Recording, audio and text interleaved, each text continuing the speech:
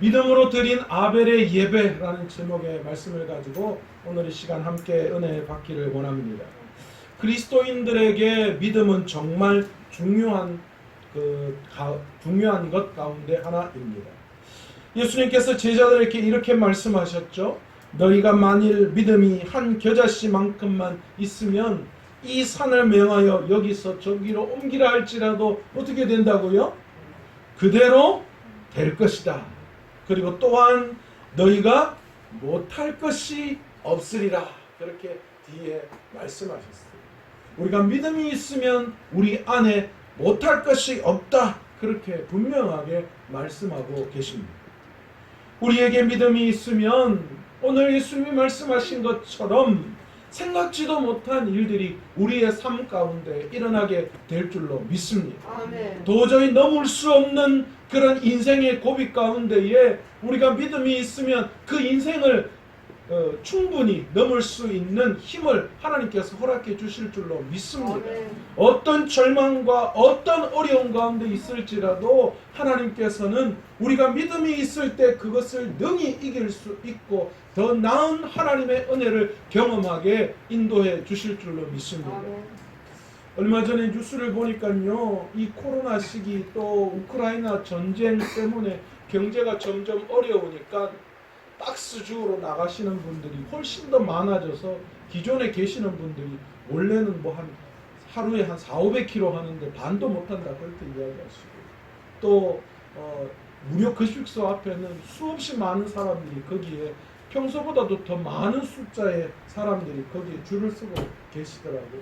그리고 간혹 식당에서는 무전취식 오셔서 밥 먹고 돈이 없다 그렇게 말씀하시는 분들, 예전에는 좀 허름하신 분들이 그러셨는데 요즘은 멀쩡하게 차려 입으신 분들이 그렇게 오셔서 그렇게 식사를 하고는 돈이 없다 하고 그렇게 말씀하시는 분이 점점 그 수가 많아지고 있다 그렇게 이야기를 듣고 제가 가슴이 얼마나 아픈지 몰라요. 이럴 때일수록 우리 믿는 자들이 영향력을 세상 가운데 미쳐야 할 그런 시기가 오늘인 줄 믿습니다. 세상 사람들에게 예수 그리스도의 사랑을 전하고 그들에게 복음의 진정성을 전할 수 있는 그런 시기가 바로 오늘 이 시기인 줄 믿습니다. 여러분, 믿음이 있으면 이런 불가능한 일같이 보이고 도저히 어떤 것들을 해결할 수 없는 그런 상황 가운데 있을지라도 하나님께서는 기가 막힌 방법으로 역사하셔서 우리의 길을 열어주시고 또 다른 하나님의 놀라우심을 경험할 수 있게 된다라는 거예요. 돈을 앗아갔으면 돈 대신 다른 중요한 것이 무엇인지를 깨닫게 하시고, 건강을 빼앗아 가실 때는 그 건강을 빼앗아 간 이후에 하나님께서는 더 나은 그 어떤 것들을 발견하게 하시고 그것들을 통하여 하나님은 더 큰 은혜와 감사가 내 삶에 넘쳐나게 하시는 분이시다라는 것이지. 요즘 코로나가 다시 또 기승을 부리고 있는 거 아시지? 여름 성경학교 하고 주일학교 회복한다 하니까 이놈의 사단들이 왜 그렇게 또 우리의 마음을 힘들게 하는지요. 저도 조마조마해요. 혹시나 또 계획해놓고 했던 모든 것들이 또 물거품처럼 무너지는 것이 아닌가 그런 생각도 하고, 또 막상 시작하려고 아이들한테 연락하고 하니까 아이들이 좀 반응이 좀 시큰둥해요. 그래서 막 야 이거 어떡하나 그런 마음이 있는데, 제가 그런 마음이 들 때마다 제 마음속에 딱 드는 생각이 뭐냐, 내가 믿음이 있는데 어떤 한이 있어도 내가 이 주일학교 여름 성경학교 또 그리고 이후에 주일학교 예배를 회복하는 거, 이것에 대해서 타협하지 않고 한 명이 오더라도 두 명이 오더라도 여름 성경학교 하고 또 주일학교 예배 드릴 거다라는 마음의 결정을 확고하게 내렸어요. 심지를 한 100m 가까이 확 뿌려내가지고 하여튼 그냥 할 거예요. 그러니까 마음이 좀 편하더라고요. 하나님은 우리에게 믿음 주셔서 그 믿음으로 모든 것들을 가능하게 만드시는 분이신 줄 믿습니다. 그런데 여러분, 그 믿음이 도대체 무엇일까요?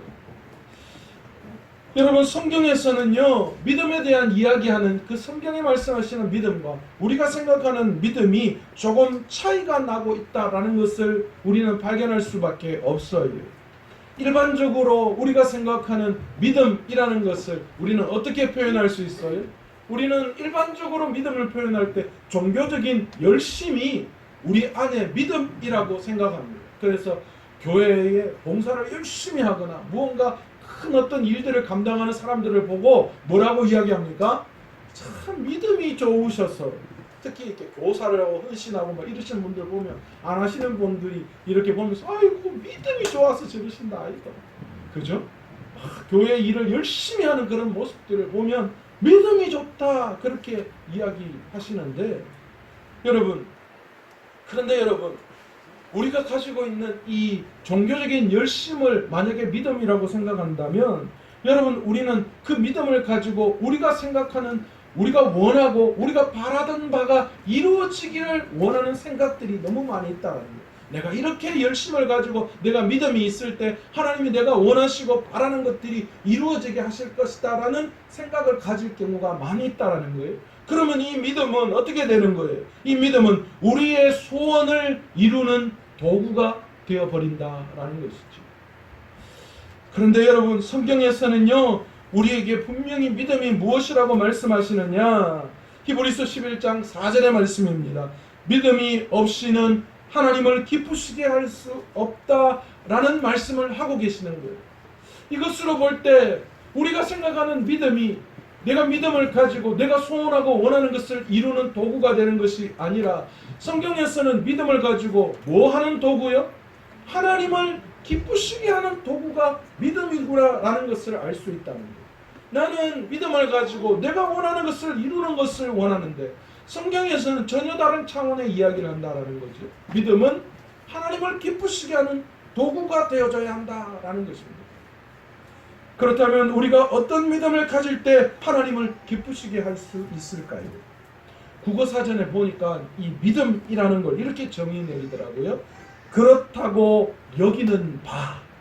믿음을 이렇게 그렇다고 긍정하는 거죠. 그렇다고 여기는 것, 그것을 믿음이라고 이야기한다. 때로는 신과 같은 성스러운 존재를 신뢰하고 복종하는 것, 그것을 믿음이다. 그렇게 이야기를 합니다. 여러분, 그러면 우리는 무엇을 그렇다고 여기고 있습니까? 우리는 무엇을 신뢰하고 복종해야 할까요?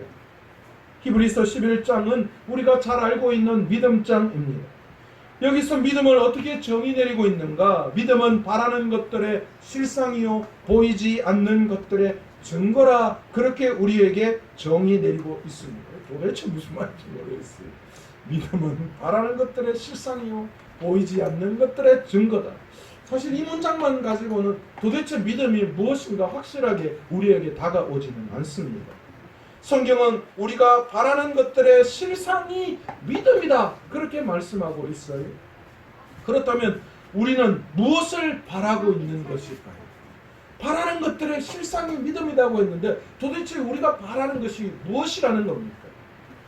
성경은 비록 우리의 눈에 보이지는 않지만 믿음에 대해서 객관적 실체와 객관적 증거의 의미로 믿음을 정의 내리고 있다는 거예요. 분명하다라는 거예요.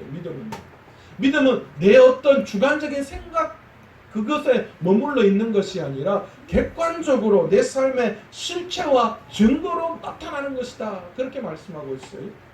그렇다면 그것은 다름 아니라 이 성경이 이야기하는 우리가 믿음은 바라는 것들의 실상이라고 말씀하실 때 우리가 그 바라는 것, 그것이 뭐라고 성경은 이야기하느냐? 하나님의 약속이 바로 우리의 바라는 것이다 라고 말씀하고 있는 거예요. 그 약속이, 하나님의 그 약속이 무엇입니까? 바로 십자가를 통해서 단번에 이루신 영원한 속죄, 즉 구원입니다. 하나님이 우리에게 약속하신 것이 그것이잖아요. 하나님의 자녀 삼아주시고 우리에게 구원을 주시고. 여러분, 우리가 교회를 다니는, 예수님을 믿는 이유가 도대체 뭡니까? 내 소원을 이루는 거예요? 내 걱정 근심이 떠나가는 거예요? 알라딘의 요술 램프처럼 무언가 든든한 어떤 백 하나를 만드는 거, 여러분 그게 예수를 믿는 목적입니까? 아닙니다. 성경은 분명히 우리가 예수 그리스도를 믿는 이유를 분명하게 말씀하고 있어요. 예수님도 그것을 전하셨어요. 그게 뭡니까? 예수 믿고 구원받는 거예요.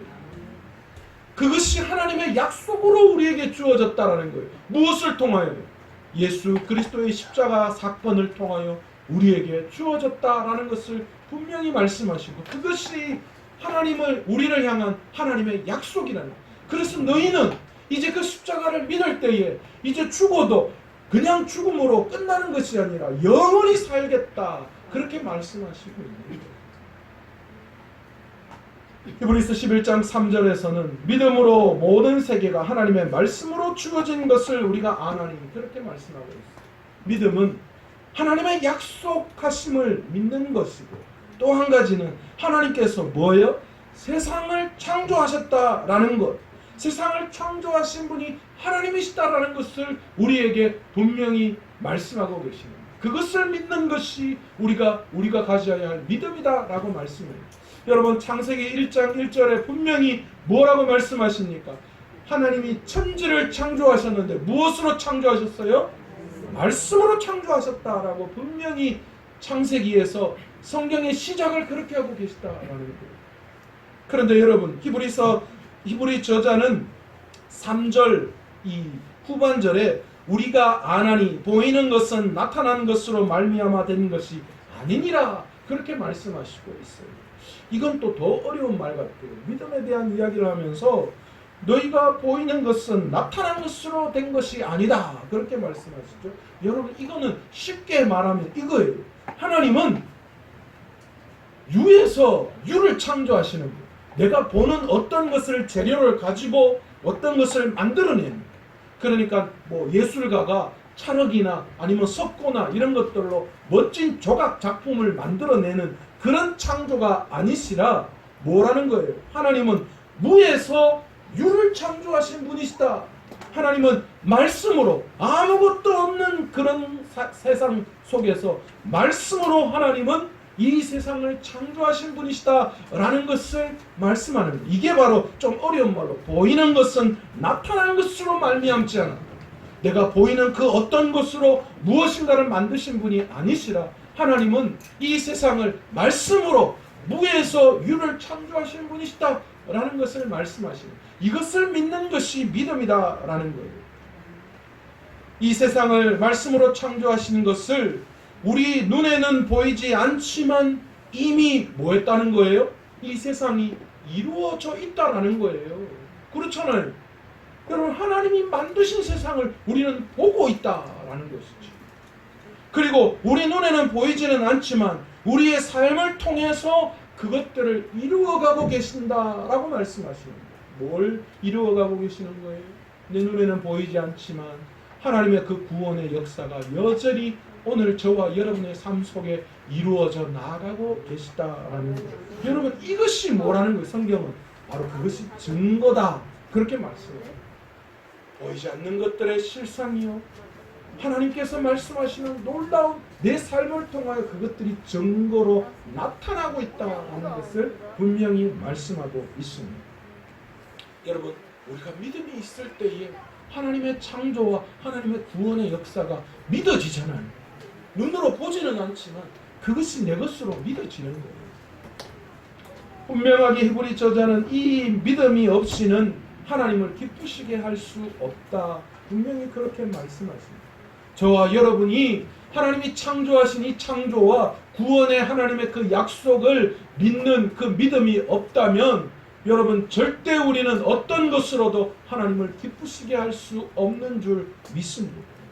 사실 유대인들은 율법을 통해서 주어진 구약적 제사를 통해서 그들의 죄가 용서된다, 그렇게 생각했어요. 그러나 히브리 저자는 율법을 통한 구약적 제사는 뭐라고요? 예수 그리스도의 십자가를 보면 그것은 그림자요, 모형에 불과하고 예수 그리스도의 십자가가 실체다라고 그렇게 말씀하고 계십니다. 예수 그리스도의 보혈의 피로 말미암아 우리의 죄값이 치루어졌다라는 것이죠. 그래서 그 모든 것이 십자가를 통하여 그 구원이 완전히 이루어졌음을 우리에게 말씀하고 있습니다. 그러면서 구약의 인물 세 사람을 등장시키고 있어요. 바로 아벨과 에녹과 노아. 여러분, 이 사람들의 공통점이 있어요. 이 사람들은요, 모세가 시내산에서 받은 율법 이전의 사람들이었다라는 거예요. 구약의 사람들은 제사를 통해서 구원을 받을 수 있다라고 그들은 형식적인 부분들을 강조했습니다. 그러나 여러분, 이 형식이 주어지기 이전에 그들은 존재했고, 그들은 믿음을 통하여서 하나님을 알았고 구원을 얻을 수 있었다라고 히브리 저자가 분명히 말씀하고 있어요. 히브리 저자는 구원은 성전에서 드리는 제사가 아니라 각 사람의 믿음으로 이루어지며, 이 믿음은 하나님께 나아가기에 충분한 말씀이다라고 말씀하고 계십니다. 그러면서 가장 먼저 믿음의 선진 아벨을 등장시킵니다. 아벨은 믿음으로 하나님께 제사를 드림으로 의로운 자라 하는 증거를 얻었다, 그렇게 히브리서에서 말씀합니다. 그렇다면 도대체 아벨이 드린 제사가 어떠했기에 하나님께서 그 속에서 그의 믿음을 보시고 의롭다, 그렇게 말씀해 주신 것일까요? 여러분, 아벨은 하나님 앞에 믿음의 제사를 드렸습니다. 여러분, 우리의 믿음은 우리의 예배를 통하여서 드러나는 줄 믿습니다. 가인과 아벨은 아담과 하와 사이에 태어난 아들들입니다. 아벨은 양을 치는 사람이었고 가인은 농사를 짓는 사람이었습니다. 이 둘이 하나님께 제물을 드려 제사를 드렸습니다. 그런데 놀랍게도 하나님께서는 동생 아벨의 제사는 받으시고 형 가인의 제물과 제사는 받지 않으셨습니다. 히브리 저자는 믿음으로 아벨은 가인보다도 더 나은 제사를 하나님께 드림으로 의로운 자라 하시는 증거를 얻었다, 그렇게 히브리서 11장 4절에 말씀하고 있습니다. 그런데 여러분, 이것은요, 가인의 제사보다 아벨의 제사가 훨씬 더 나았다라는 그런 뜻이 아니에요. 하나님은 가인의 제사는 받지 않으셨고 그것은 제사가 아니라고 말씀하셨고 아벨의 제사만 받았다. 그러니까 비교해서 아벨이 더 뛰어나다, 그래서 더 뛰어난 제사를 받으셨다, 그 말씀이 아닌 거예요. 그런데 여러분, 어떤 면에서 아벨의 제사가 가인의 제사보다도 더 좋은지에 대해서, 도대체 무엇이 더 나은지에 대해서 그것에 대한 언급이 사실 없습니다. 그런데 오늘 본문을 보시면 하나님이 제사를 받지 않으셨을 때 보인 가인의 태도를 통하여서 그가 믿음이 있는지 없는지를 평가하셨다라는 것을 우리는 볼 수 있습니다. 어느 날 똑같이 가인과 아벨이 제물을 준비해서 하나님 앞에 제사를 드립니다. 오늘 본문 3절에 보시면 가인은 땅의 소산으로 제물을 삼아 여호와께 드렸고, 4절에 보시면 아벨은 양의 첫 새끼 그리고 그 기름으로 제물을 삼아 여호와께 드렸다, 그렇게 말씀하고 있습니다. 두 사람의 직업을 보면, 하는 일을 보면 여러분, 이 예물에는 문제가 없었던 것을 볼 수 있습니다. 당연하죠. 가인은 농사지었으니까 농사지은 그 소작물로 하나님 앞에 예물을 드리는 것은 당연한 것이었습니다. 그리고 동생 아벨은 양을 치는 자였기 때문에 양을 가지고 하나님 앞에 제물을 삼아 드리는 것, 여러분, 그것은 전혀 문제가 되지 않았습니다. 그런데 하나님께서 가인의 제사를 받지 않으셨을 때 보인 가인의 이 태도에 하나님은 문제를 삼았던 것입니다. 만약 가인이 믿음이 있었다면 하나님이 자신의 제사를 받지 않으셨을 때 여러분 어떻게 반응해야지 그게 옳은 것입니까? 자신의 제사를 받지 않으신 것에 대해서 도대체 무슨 문제가 있지? 하나님이 도대체 내 제사를 받지 않으신 이유가 어디에 있는지를 철저하게 돌아보고 하나님 앞에 나아가 회개하는 그 모습을 보였다면 가인은 믿음이 있는 예배를, 믿음이 있는 제사를 드린 사람이었습니다. 그런데 가인의 태도를 가만히 보십시오. 그는 하나님께 불만을 품고 아무런 잘못 없는 동생 아벨을 죽임으로 이에 대한 화풀이를 하는 모습을 오늘 성경을 통하여 볼 수 있습니다. 이는 가인이 평소에 하나님과 동생에 대해 어떤 자세를 가지고 있는지 너무나도 잘 보여주는 대목이기도 합니다. 하나님께서는 애초부터 제단에 드려지는 제물 자체가 아니라 제물을 드리는 사람의 믿음을 보시는 분이십니다. 하나님께서 자신의 제사를 받지 않으심에 대해서 가인이 어떻게 했습니까? 본문 5절에 보시면 가인이 몹시 분하여 안색이 변하니 그렇게 말씀하고 있어요. 지금 여러분 누구한테 지금 가인이 화를 내고 있는 거예요? 제사를 받지 않으신 하나님 앞에서 지금 안색이 변했다는 거예요. 그 말은 다른 말로 하나님을 대상으로 지금 가인이 화를 내고 있다라는 것이죠. 이게 말도 안 되는 이야기예요. 그래서 하나님께서 가인에게 무엇이라고 말씀하십니까? 6절에 내가 분하여 하면 어찌 됨이며 안색이 변하면 어찌 됨이며. 야, 니 지금 도대체 뭐 하는 거냐? 네가 지금 누구 앞에서 얼굴색이 변하고 안색이 변하느냐? 이 조폭 세계 이런 데 보면 형님 앞에서 뭐 말대꾸 잘못하고 뭐 행동 잘못하면 큰일 나잖아요.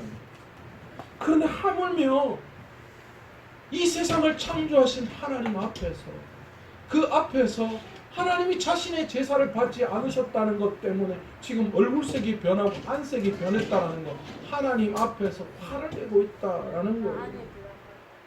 7절에 그러면서 뭐라고 이야기하시느냐? 하나님께서 내가 선을 행하면 어찌 낯을 들지 못하겠느냐? 선을 행하지 아니하면 죄가 문 앞에 엎드려 있느니라. 죄가 너를 원하나 너는 죄를 다스릴지냐. 이 말도 어려워요. 그러나 쉬운 성경을 보면 이렇게 해석을 하고 있어요. 내가 좋은 마음을 품고 있다면 어찌 얼굴을 들지, 하나님 앞에 얼굴을 들지 못하겠느냐. 내가 좋은 마음을 품지 않으면 죄가 너를 지배하려고 할 것이다. 죄는 너를 다스리고 싶어 하지만 너는 네가 죄를 다스려야 할 것이다. 그렇게 말씀합니다. 가인의 행위는 이미 뭘 지적하고 있는 거야? 하나님이 이미 그는 사단에게 속한 자의 행위가 나타나고 있음을 지적하고 계시는 거예요. 그래서 하나님께서는 그런 가인에게 죄가 너를 지배하지 않도록 너는 네 스스로가 죄를 다스릴 수 있어야 한다. 그렇게 말씀합니다. 지금 너는 죄를 다스리지 못하고 죄의 지배를 받는 모습을 하나님 앞에 보이고 있다. 그 말씀을 하시는 거예요. 여러분, 가인은 하나님께 나올 때 좋은 마음을 품지 못했습니다. 그는 죄의 지배를 받는 삶을 살았고 그 마음으로 하나님께 제물을 준비했습니다. 그러니 하나님께서 그 예물을 받을 수가 없었던 것이죠. 그런 반면에 아벨의 제물에는 그의 선한 마음이 먼저 담겨져 있었습니다. 여기서 선이라고 이야기한 히브리어 원어는 아타브라고 하는 단어가 있는데요. 이 단어의 뜻은 옳다라는 의미가 포함되어져 있어요. 그러니 하나님께서 옳다고 여기시는 것, 합당하다 인정하시는 것, 여러분 그런 뜻이 포함되어져 있어요. 아벨은 하나님께서 옳다라고 하시는 그 길을 걷고 있었다라는 거예요. 그리고 그 길을 걸으며 그가 예물을 준비했다. 그 선한 마음으로 하나님이 옳다 하시는 그 마음으로 하나님 앞에 예물을 준비했다라는 거예요. 시편 40편 6절에서 8절을 보시면 후반부에 그렇게 이야기해요. 나의 하나님이여 내가 주의 뜻 행하기를 즐기오니 주의 법이 나의 심중에 있나이다 하였나이다. 하나님께서는 나의 뜻을 심중에 두고 하나님의 뜻 행하기를 기뻐하시는 그 사람을 재물보다 먼저 보신다라는 것을 우리는 알 수 있어야 합니다. 아벨은 그런 의미에서 하나님이 기뻐하시는 예물을 준비한 사람이었습니다. 여러분, 오늘 이 시간 여러분이 어떤 마음으로 이 자리에 오셨습니까? 여러분, 하나님은 여러분이 들고 온 예물이나 어떤 행위를 보시는 분이 아니라 지금 여러분이 이 예배에 참석할 때에 어떤 마음으로 오셨는지, 이 한 주간 살아가면서 여러분은 이 예배를 위해서 여러분의 삶을 통하여 어떤 모습으로 하나님 앞에 예배자로 나왔는지, 오늘 하나님은 그 모습을 오늘 이 예배를 통하여 보시고 계시다라는 거예요. 여러분, 오늘 여기에 앉아서 예배한 그 모습 그대로 정문 열고 나아가 세상 사람들과 별반 다를 바 없이 똑같이 살아간다면 그 돌아오는 주일 예배, 하나님 앞에 드려지는 모든 예배를 하나님이 기뻐 받으시겠어요? 아니요, 정말. 우리는 어쩌면 하나님을 기쁘시게 하지 못하는 믿음을 가지고 가인과 같은 예배를, 가인과 같은 제사를 하나님 앞에 드릴 수밖에 없는 존재들이 될 수밖에 없습니다. 여러분, 이 한 주간을 바라보면서, 아니 매 순간순간 하나님 앞에 드리는 그 예배의 순간, 내가 어떤 마음의 자세로, 내가 어떤 삶을 통하여서 하나님 앞에 의로운 자라, 선한 자라, 하나님이 옳다고 여기시는, 하나님이 합당하다라고 인정하시는 그 삶을 살아가고 있는지 내 스스로를 돌아보아야 하는 줄 믿습니다. 하나님은 그 모습을 보시고 하나님은 그 모습으로 예배하는 예배자를 믿음 있는 예배자라고 말씀하신다라는 것입니다.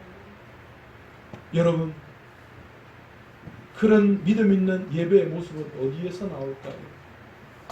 하나님의 약속을 붙들고 하나님이 세상을 창조하셨다는 그 사실, 여러분, 그 사실을 통하여 나타나는 게 있습니다. 가인이 하나님이 이 세상을 창조하셨다라는 강한 믿음이 있었다면, 여러분, 가인이 그렇게 하나님 앞에 예물을 들고 나왔을까요?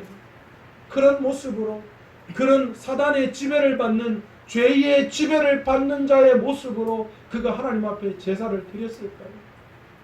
여러분, 오늘 이 시간 우리의 예배를 돌아보기를 원합니다.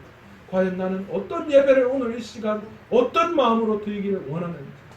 아벨은 믿음으로 예배드렸다, 믿음으로 제사를 드렸다. 하나님은 그 모습을 보고 의롭다라고 여기셨다라는 거예요. 그런데 더 놀라운 사실은 뭔지 아십니까? 아벨이 이 제사 이후에 가인의 손에 죽었어요. 어쩌면 굉장히 허무할 수밖에 없는 인생이잖아요. 그러나 여러분, 히브리서는 뭐라고 이야기합니까?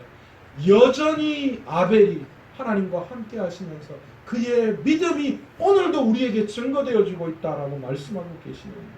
여러분, 아벨은 죽었지만 그 죽음이 그것으로 끝이 아닌 줄 믿습니다. 하나님과 함께 그의 믿음이 오늘도 여전히 지금 이 상황 속에서 우리에게 전해지는, 여전히 살아 역사하시는 그 믿음의 증거자로 오늘 저와 여러분에게 소개되는 줄 믿습니다. 여러분, 오늘 이 시간 믿음을 가지고 예배하는 자 되시기를 간절히 축원합니다.